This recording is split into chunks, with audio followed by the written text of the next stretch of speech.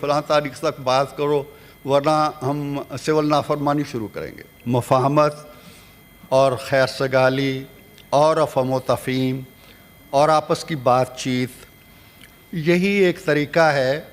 اور میرا خیال یہ ہے کہ اللہ تعالیٰ نے جو فضیلت دی ہے انسان کو، وہ یہی ہے کہ وہ اپنی زبان سے بات کہہ بھی سکتا ہے اور پھر کانوں سے دوسرے کی بات سن بھی سکتا ہے۔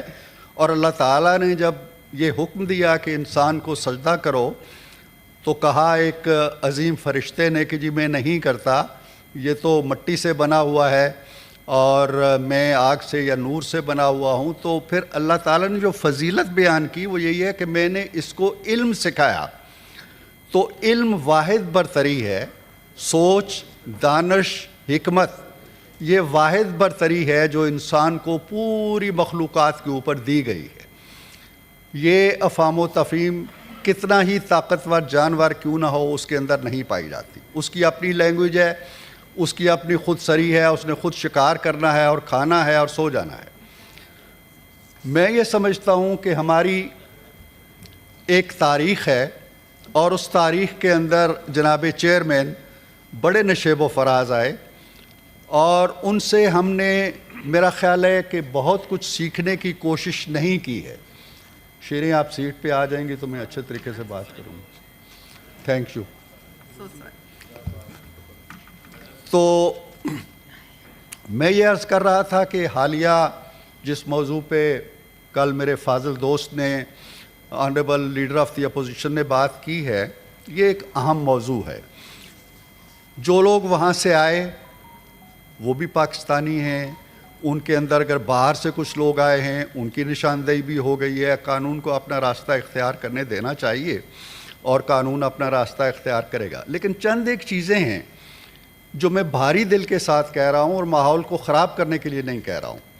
میں محسوس کرتا ہوں کہ اگر ایک پرامن اجتماع، جس کو نام دیا جاتا ہے کہ یہ ایک پرامن اجتماع کا حق ہے، استحقاق ہے، بالکل یہ استحقاق ہے، لیکن دنیا کے سر 195 ممالک میں سے کسی ایک ملک کا نام دے دیں جہاں یہ استحقاق غیر مشروط ہے، جہاں اس کے ساتھ کوئی شرط نہیں لگی ہوئی، جہاں اس کی یہ لامحدود ہے، یعنی آزادی اظہار کا یا آزادانہ اجتماع کا حق اگر غیر مشروط ہے، کوئی اس کے ساتھ شرط نہیں ہے، کوئی اس کے ساتھ حد نہیں ہے، تو دنیا کا کوئی ایک ملک تو ایسا ہوگا نا؟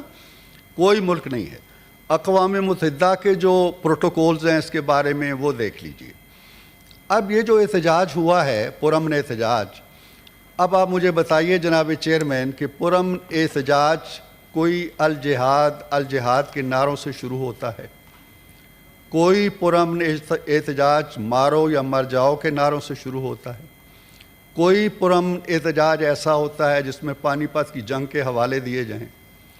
کوئی پرامن احتجاج ایسا ہوتا ہے کہ جس میں آپ برازیلین آنسو گیس کے شیل بھر کے چلیں، ہتھیار بھر کے چلیں، کیلوں والے ڈنڈے بھر کے چلیں؟ یہ نہیں ہوتا۔ پھر یہ ہے کہ ایک ملک کا قانون ہے، ایک قانون یہ ہے کہ آپ اگر احتجاج کرنا چاہتے ہیں تو کسی اتھارٹی کو ایک درخواست دیں گے کہ جناب ہم یہ احتجاج کرنا چاہتے ہیں۔ کوئی ایسی درخواست نہیں دی گئی۔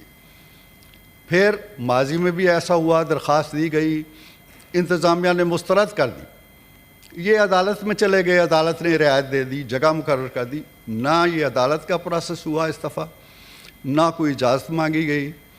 پھر اسلام آباد ہائی کورٹ نے ایک آرڈر جاری کیا، اس کی بھی جو کیفیت ہوئی وہ آپ کے علم میں ہے۔ تو میرے کہنے کا مطلب یہ ہے کہ ہم ملکی قانون اور ضابطوں کے مطابق چلیں گے تو پھر معاملات ٹھیک رہیں گے۔ اب اگر انڈیا کی 29 یا 30 ریاستوں میں سے آپ تصور کریں کہ کسی ایک ریاست کا جو آئینی اپنا انتظامی سربراہ ہے وہ لشکر لے کے نئی دہلی کی طرف چڑھے گا تو کیا ہوگا؟ اس کا نتیجہ کیا نکلے گا؟ وفاقی حکومت کیا کرے گی؟ دنیا میں تصور کر لیں، امریکہ کی کوئی ریاست یہ کام کرے اور چل دوڑے ڈی سی پہ، وہ کیا کریں گے؟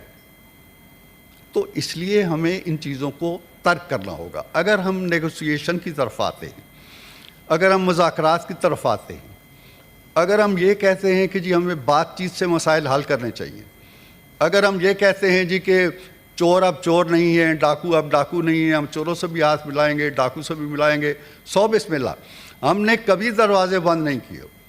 ہم آج بھی چاہتے ہیں کہ بات چیت ہو، کھلے دل سے ہو اور سیاسی فکر کے ساتھ ہو۔ آج بھی آپ نے کہا جی کہ فلاں تاریخ تک بات کرو ورنہ ہم سول نافرمانی شروع کریں گے۔ ایسے نہیں ہوتا نا، تلوار مت لٹکائیں ہمارے سروں کے اوپر۔ آپ اگر بات چیت کرنا چاہتے ہیں، سو بسم اللہ بات چیت کریں، ہم تیار ہیں۔ میرا گلا چونکہ خشک ہے، میں بیماری کی وجہ سے بات نہیں کر سکتا، لیکن ہم بات چیت کے لیے تیار ہیں۔ ہم ہرگز نہیں چاہتے ہیں کہ فساد ہو۔ پاکستان کو آگے بڑھنا چاہیے، اور آگے بڑھنے کے لیے ضروری ہے کہ ہم پرانی جو روایات ہیں اور پرانا جو فلسفہ سیاست ہے اور پرانا جو مسلک ہے اور پرانے جو طور طریقے ہیں ان کو ترک کر دیے جائے۔